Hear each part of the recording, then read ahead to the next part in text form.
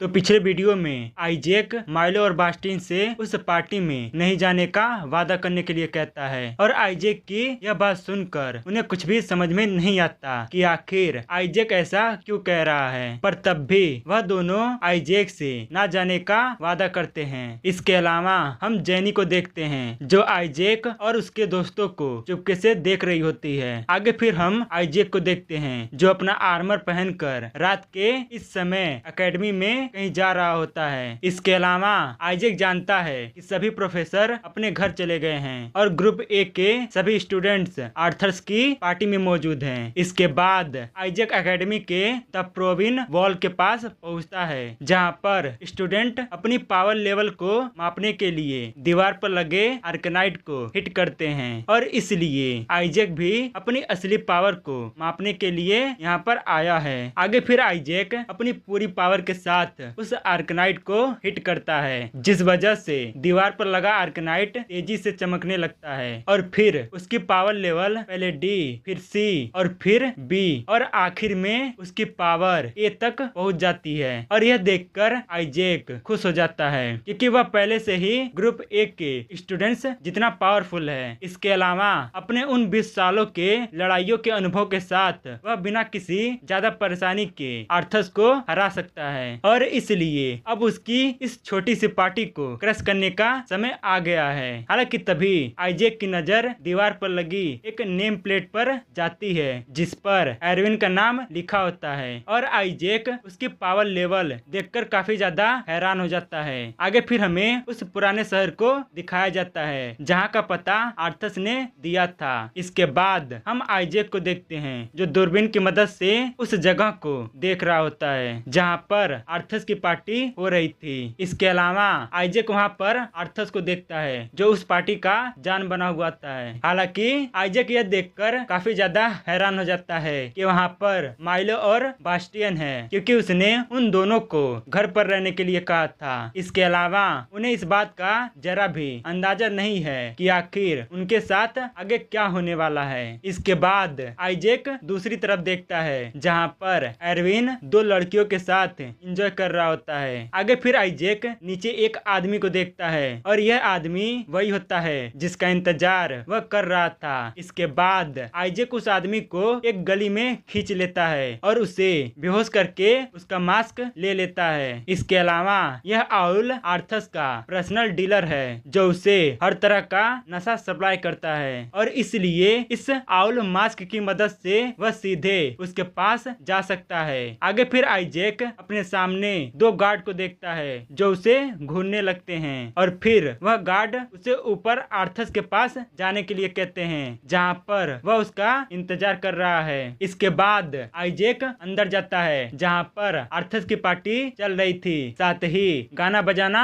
हो रहा था और शराब छलकाई जा रही थी। हालांकि आइजैक इन सबसे बचते हुए ऊपर जाने की कोशिश करता है पर तभी उसे सीढ़ियों पर जेनी दिखाई देती है और फिर जेनी आइजैक को आउल समझकर उससे पूछती है कि क्या उसके पास उसके लिए कुछ है। जिसके बाद आइजैक अपना जेब टटोलने लगता है और फिर उसे खाने के लिए एक गोली निकाल कर देता है। इसके बाद जेनी वहाँ से जाते हुए आइजैक को थैंक्स बोलते हुए टच करती है जिसकी वजह से उसे आइजैक का आर्मर क्लॉक के नीचे से फील हो जाता है और इसलिए जेनी हंसते हुए उससे पूछती है कि क्या उसे ऐसा लगता है कि कोई उसे नुकसान पहुंचाना चाहता है। इसके अलावा जेनी उसे आज रात खुद को किसी मुसीबत में नहीं डालने के लिए कहती है और फिर वहाँ से चली जाती है। वहीं दूसरी ओर आइजैक पकड़े ना जाने पर रात की सांस लेता है और फिर जल्दी से आर्थस को ढूंढने के लिए जाने लगता है। हालांकि कुछ दूर चलने के बाद उसे हाल में दर्द से चिल्लाने की आवाज सुनाई देती है और इसलिए आइजैक उस दरवाजे के पास पहुंचता है जहां से चिल्लाने की आवाज आई थी और उसे अंदर से आर्थस की आवाज सुनाई देती है। इसके बाद आइजैक उस दरवाजे को खोलकर अंदर जाता है और उसे अपने सामने आर्थस गुस्से में और एक वेपन के साथ दिखाई देता है। इसके अलावा आइजैक माइलो और बास्टिन को खून से लथपथ सामने जमीन पर पड़ा हुआ देखता है और आइजैक उनकी ऐसी हालत देखकर काफी ज्यादा हैरान हो जाता है। वहीं दूसरी ओर आर्थस का एक साथी आर्थस को ये बात बाहर ना जा पाए इसलिए उन दोनों को ठिकाने लगाने के लिए कहता है। लेकिन आर्थस गुस्से में आउल से मिली नई नशीली दवा को फेंकते हुए एकदम बेकार बताता है। इसके बाद आर्थस पीछे खड़े आउल बने आइजैक को गुस्से में देखता है और फिर उसके पास जाते हुए उससे गुस्से में पूछता है कि आखिर वह कहाँ था, और उसे अपनी सबसे बेहतरीन नस्ली दवा दिखाने के लिए कहता है, क्योंकि आज वह उसके सबसे बेहतरीन प्रोडक्ट के साथ वह खूब इंजॉय करने वाला है। हालांकि आइजैक उसकी यह बात सुनकर कुछ भी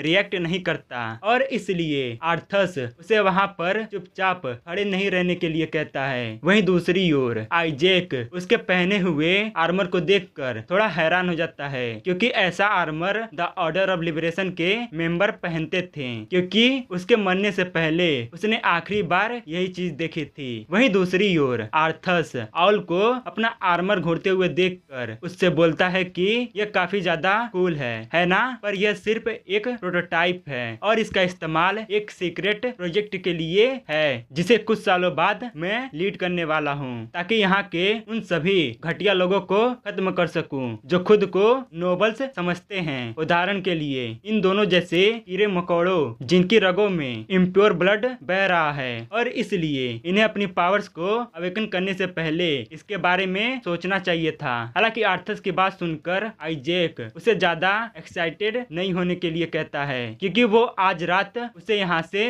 जिंदा वापस नहीं जाने देने वाला है। वहीं दूसरी ओर आर्थस उसे देखकर काफी ज्यादा हैरान हो जाता है और उसे लगता है कि उन गोलियों की वजह से उसे भ्रम हो रहा है, लेकिन उसका साथी उसे बताता है कि यह कोई भ्रम नहीं है, बल्कि उनके सामने सच में नोबल स्लेयर है। जिसके बाद आर्थस को समझ में नहीं आता कि आखिर नोबल स्लेयर यहाँ क्या कर रहा है। हालांकि तभी आइजैक उस पर अटैक करने के लिए अपनी जगह से छलांग लगाता है, जिस वजह से आर्थस काफी ज्यादा घबरा जाता है और इसलिए वह माइलो को पकड़कर एक ह्यूमन शील्ड की तरह इस्तेमाल करने लगता है, जिस वजह से आइजैक उस पर अटैक नहीं करता और उसे किसी तरह दूर ले जाने का सोचता है ताकि माइलो और बास्टियन यहाँ से भाग सके। और इसलिए आइजैक अपने कंपेंडियम स्किल का इस्तेमाल करता है, जिस वजह से आइजैक का अवतार आर्थस के पीछे आ जाता है और यह देखकर आर्थस माइलो को दूर फेंक देता है, जिसके बाद वह अपनी पूरी पावर इस्तेमाल करता है और अपने अवतार को बुलाकर आइजैक के उस अटैक को रोक देता है। इसके बाद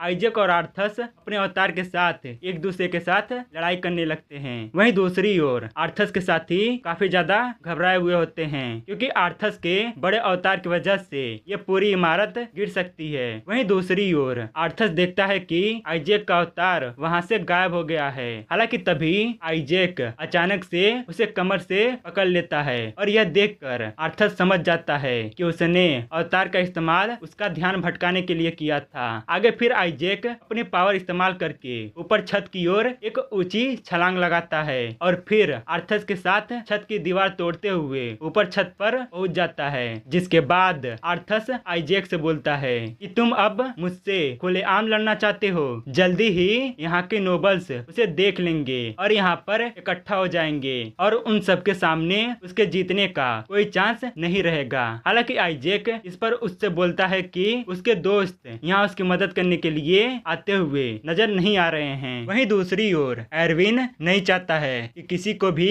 उसके बारे में पता चले और इसलिए वह बिना किसी को पता चले यहाँ से जाने लगता है। इसके बाद हम आर्थस को काफी ज्यादा हैरान देखते हैं और इसलिए आइजैक उससे बोलता है कि ऐसा लगता है कि मैं तुम्हारे दोस्तों को तुमसे बेहतर तरीके से जानता हूँ, क्योंकि कोई भी प्योर ब्लड वाला इंसान ऐसी जगह पर फंसना नहीं चाहेगा और इसलिए उन लोगों ने तुम्हें अकेला छोड़ दिया है। हालांकि इस पर आर्थस आइजैक से बोलता है कि उसे उन कायरों की जरूरत नहीं है, क्योंकि उसे प्रोटेक्ट करने के लिए उसके पास एक पर्सनल गार्ड मौजूद है। इसके बाद हम वहाँ पर कई सारे गार्ड्स को देखते हैं और आइजैक उन गार्ड्स के आर्मर को देखकर काफी ज्यादा हैरान हो जाता है, क्योंकि उन्होंने आर्केनाइट एक्सो स्केलेटन आर्मर पहना हुआ था जो फॉरबिडन टेक्नोलॉजी है और ये इन्हें पहनने वालों के लिए बेहद खतरनाक है। आगे फिर आर्थस आइजैक से पूछता है कि क्या वह डरा हुआ है, क्योंकि ये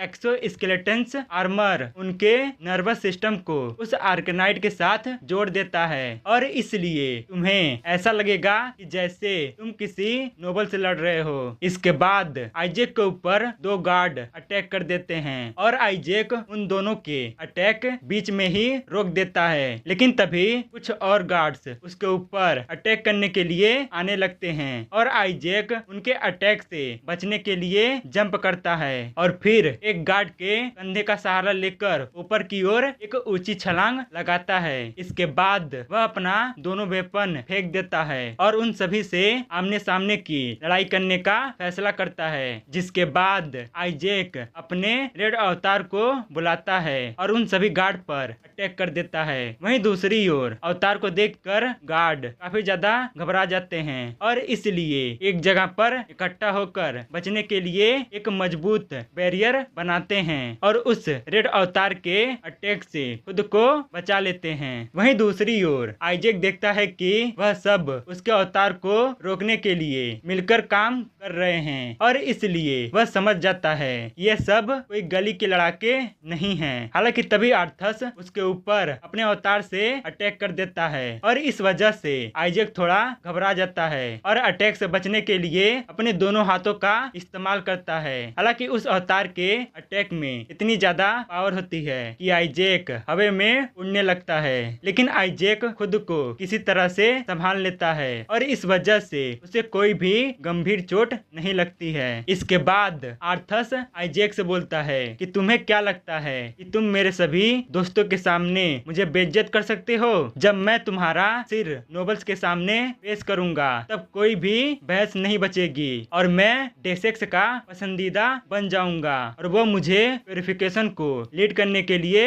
चुन लेंगे। हालांकि आइजैक आर्थस की फिर से वही बात सुनकर उससे बोलता है कि आखिर तुम कब सीखोगे? इसके बाद आइजैक अपनी टेक्निक का इस्तेमाल करने लगता है जिसे इस्तेमाल किए हुए बहुत समय हो गया है। इसके बाद आइजैक अपनी पिछली जिंदगी के बारे में सोचने लगता है जब उसके मास्टर ने उसे बताया था कि आर्कनाइट एक लिविंग मिनरल होते हैं और ये इलेक्ट्रिसिटी से चलते हैं, लेकिन अगर इसे इलेक्ट्रिसिटी करंट मिलना बंद हो जाए तो ये दुनिया का सबसे अनस्टेबल मिनरल बन जाएगा। हालांकि एक दिन तुम इतने स्ट्रॉन्ग बन जाओगे कि इस टेक्निक में मास्टरी हासिल कर लोगे। इसके बाद हम आइजैक को देखते हैं जो अल्ट्रेशन का इस्तेमाल करता है और अपनी स्वॉर्ड में लगे आर्कनाइट से सारे इलेक्ट्रिक करंट को सोखने लगता है, जिस वजह से उसके स्वॉर्ड में लगे आर्कनाइट काले हो जाते हैं और यह देखकर आर्थस काफी ज्यादा घबरा जाता है। इसके अलावा वह सब अपनी जगह से थोड़ा सा भी हिल नहीं पाते हैं और फिर आइजैक अपनी इलेक्ट्रिक करंट को सप्रेस करने लगता है जिसकी वजह से वहां पर एक तेज लाइट चमकने लगती है। इसके बाद वहां पर एक जोरदार धमाका होता है और इस वजह से वहां पर मौजूद सब कुछ पूरी तरह से तबाह हो जाता है।